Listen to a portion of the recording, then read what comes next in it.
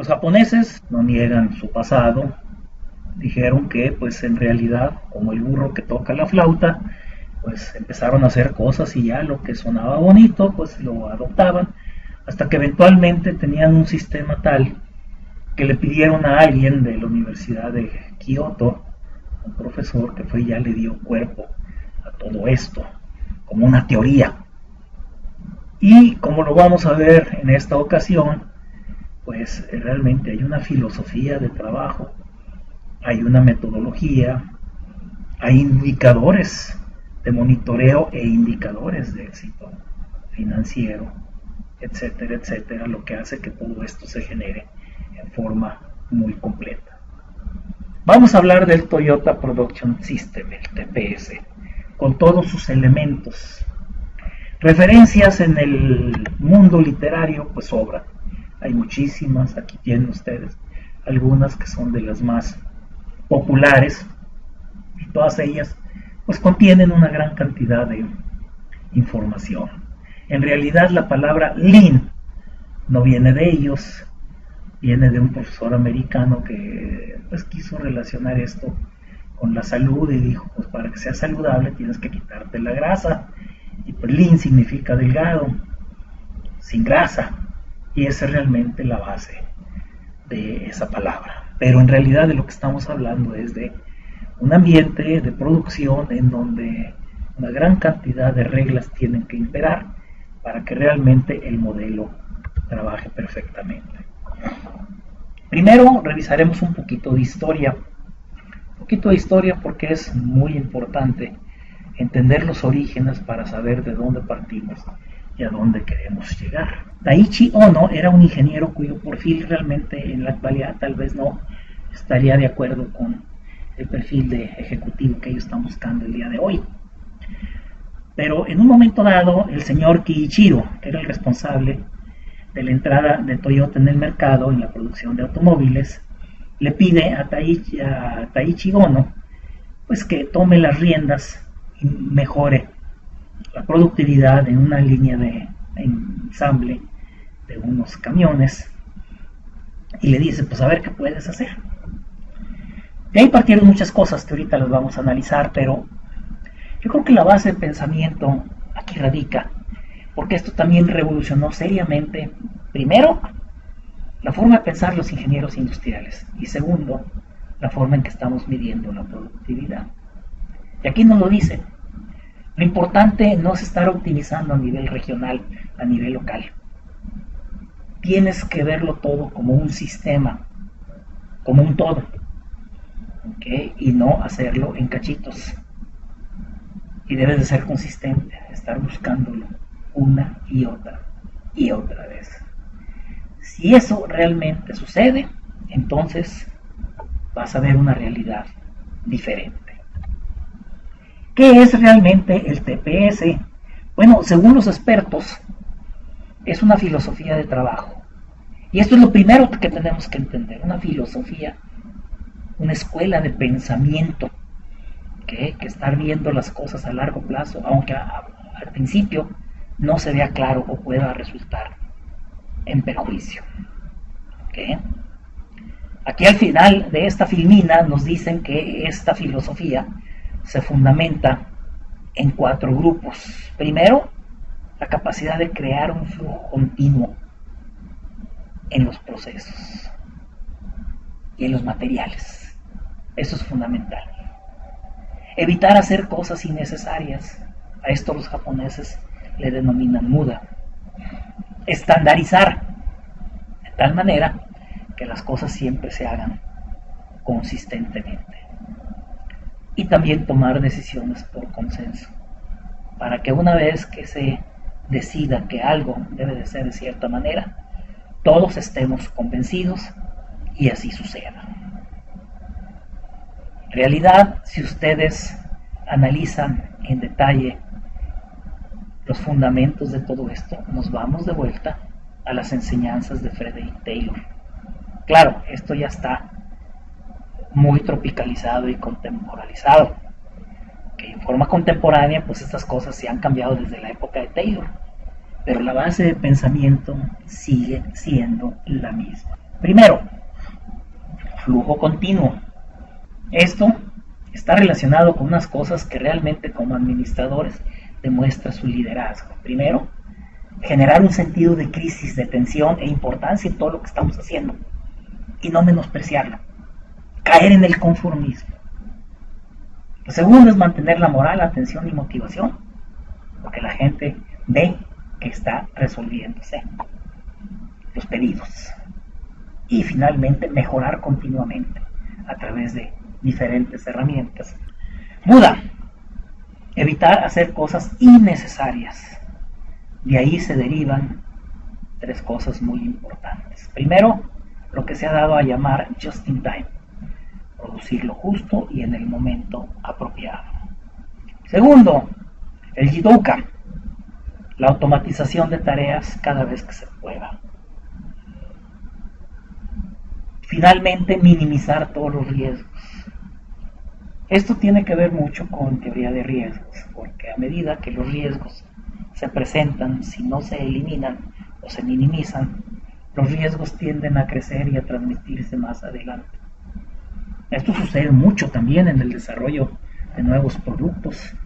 Hacemos las cosas de puntitas, no checamos o verificamos algunas cosas. Se pasa de una etapa a otra con riesgos y luego los riesgos tienden a agrandarse. Y claro, el abuso lo pagamos en los resultados finales. Estandarizar. Bueno, esta parte es fundamental. Queremos estandarizar las tareas de tal manera que la gente pueda perfeccionarse en ellas al fijar un estándar estable. Esto es muy de Taylor. No puede haber otra cosa más importante que Taylor haya buscado a lo largo de su desarrollo profesional que la estandarización. Y claro, lo que necesitamos, como lo dice aquí en la parte inferior de la filmina, es nivelar la producción diaria a través del Heijunka y algo que le llaman el takt time. Este concepto está en conjunción con el just in time. Aquí yo quiero hacer una aclaración. La literatura difiere muchísimo de cómo escribir takt time. Tac viene del tic-tac del reloj, que es lo que nos marca la pauta. Es como un cronómetro. En inglés, tic-tac es nada más con una C, tic y tac. Y ellos adoptaron la parte de tac, que es cuando termina pues, prácticamente el ciclo del reloj. Y por eso debe ser escrito como tac, como está aquí mostrado. Decisiones por consenso. Eso también es muy importante. Las decisiones se toman por consenso examinando a fondo todas las opciones. El consenso minimiza hasta cierto punto todos los riesgos a largo plazo, incluido el de ser el primero en el mercado. ¿Qué sucede cuando eres el primero en el mercado con nueva tecnología? Pues hay muchos más riesgos que los demás. Entonces Toyota es la empresa que puede desarrollar un nuevo modelo de coche más rápido que cualquier otro fabricante y normalmente la última en incorporar nuevas tecnologías. Ellos pagan por ver y eso también es muy importante. El sistema de producción es uno de los vehículos para que la gente se proyecte, se desarrolle y alcance su máximo de ejecución. Primero, mejorar la productividad, de ahí la calidad, los tiempos de entrega, reducir el stock e inventarios intermedios a través de la eliminación de todo lo que se puede identificar como desperdicios. Hay dos principios básicos, el just in time y el yoduka, que es la automatización. Y de alguna manera estos se expresan a través de las siguientes técnicas. Las 5 S que más adelante las vamos a definir. La nivelación de la producción para que todas las líneas trabajen en forma paralela. Eso le llaman Heijunka. Hacer mini lotes, tener la capacidad de absorber mini productos y algo que ellos le llaman Visual Management. Vamos a analizar brevemente los conceptos del TPS. Tenemos el Pokayok, fue de los primeros en que emergieron.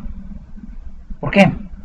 Bueno, después de la Segunda Guerra Mundial, el país estaba tan de rodillas que muchos de los obreros no tenían oportunidad de ir a la escuela y tener una educación relativamente sólida.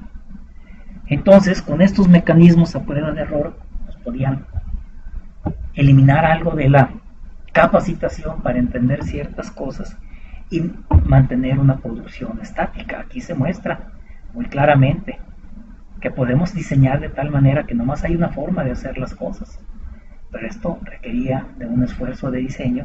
Por eso es muy importante entenderlo, porque si analizamos el esfuerzo económico de corrección de los errores contra un rediseño, pues muy probablemente ese Poka-Yoke sale triunfando.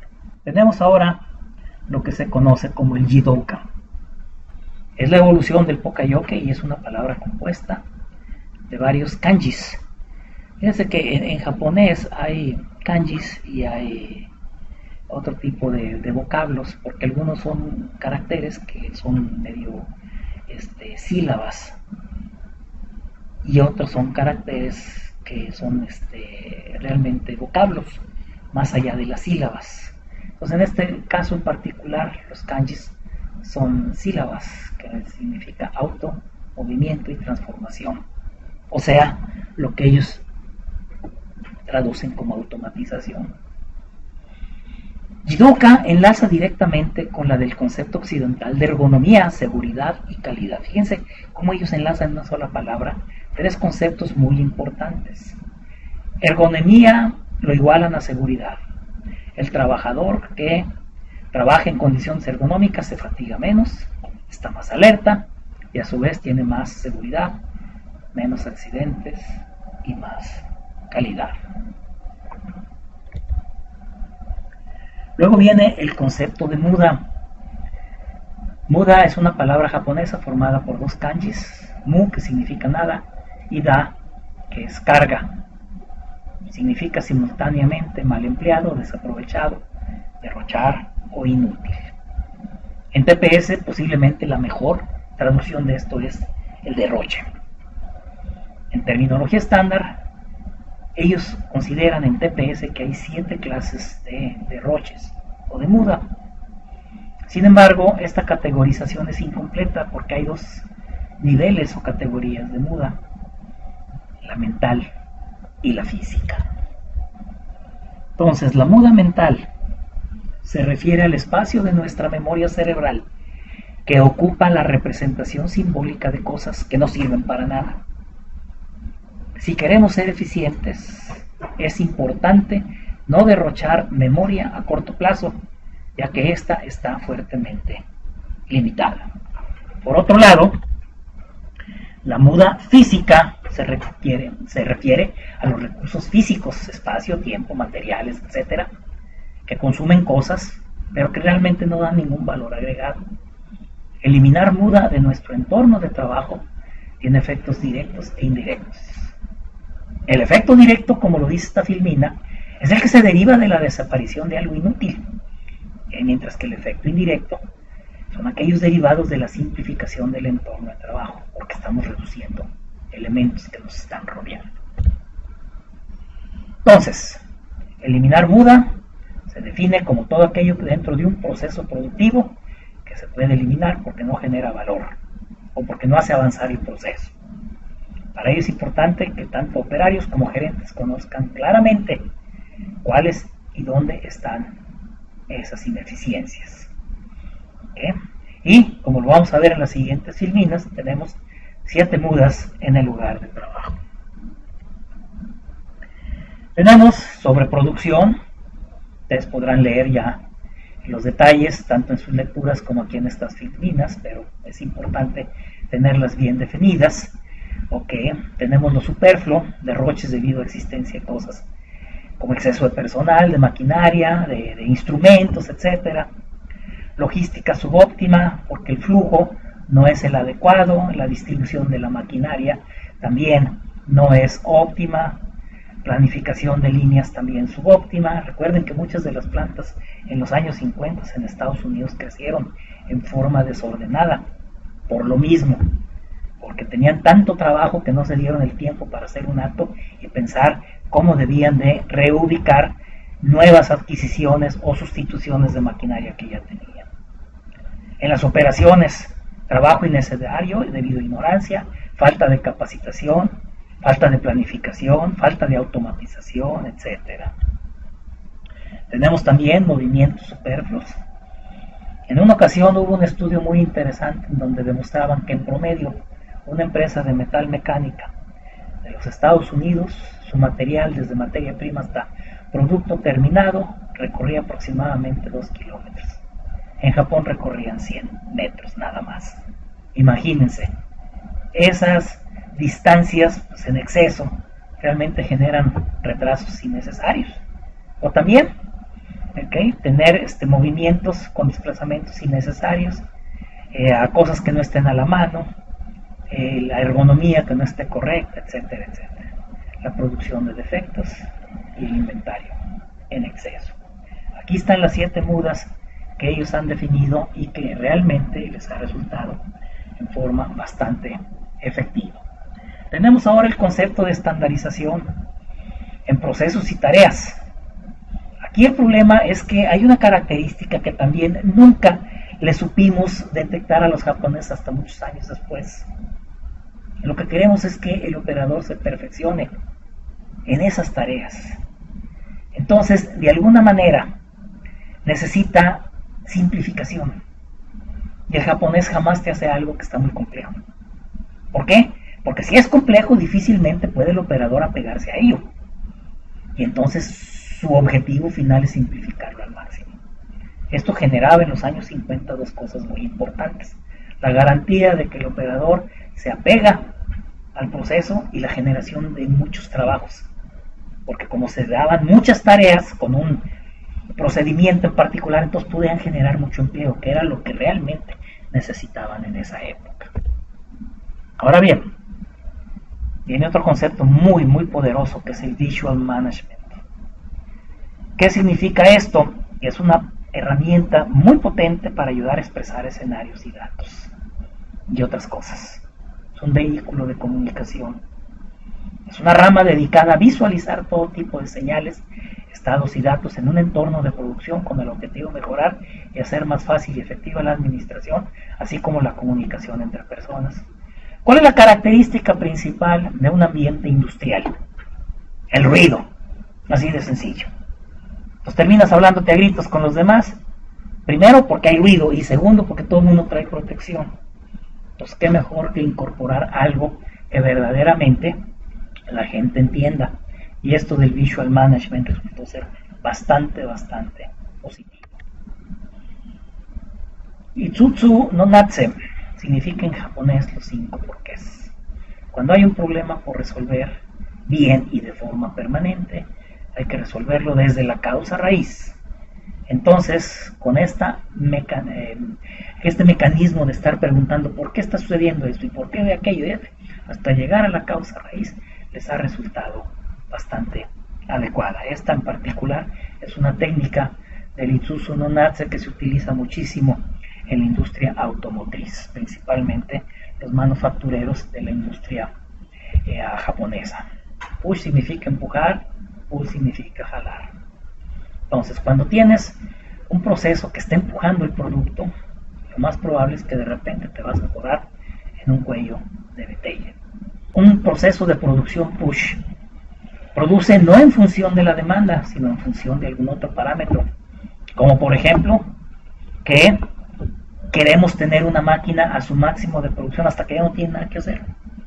¿Y qué sucede? Pues se queda muchísimo inventario en proceso en una o más etapas más adelante. Entonces lo que tenemos que hacer es un proceso que realmente produce a su demanda real. Y de ahí nace el concepto de pool. Entonces, de este modo, lo que se consume en un proceso, o sea, el input, es la salida del que se precede. Y entonces minimizamos el riesgo de sobreproducción y de alguna manera el flujo se mantiene. Heiyunka, nivelar. Hay que nivelar la producción. La producción no siempre será igual a la demanda instantánea. Esto es inevitable y en algunas ocasiones necesitamos ciertos buffers para mantener la producción y la demanda más o menos igualada. Esto poco se ha hablado.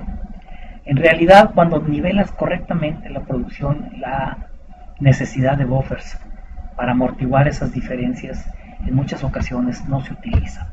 Después, en otras sesiones, estaremos hablando de buffers más específicamente. Y luego viene la parte más popular, que es el just in time, traducir justo a tiempo, haciendo las cosas justas y necesarias en el tiempo necesario. Está relacionado muy fuertemente con la eliminación de cosas que realmente no necesitas, una de las cuales obviamente es el tiempo de espera.